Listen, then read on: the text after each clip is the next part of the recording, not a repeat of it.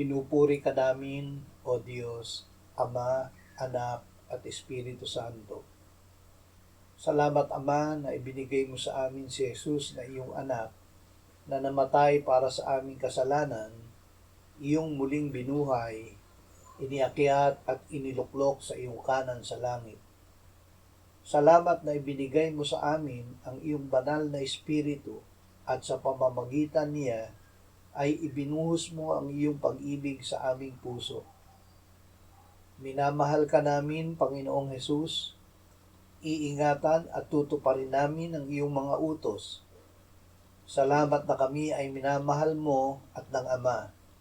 Salamat na ikaw at ang Ama ay nananahan sa amin sa pamamagitan ng Espiritu Santo. Amen. Thank you.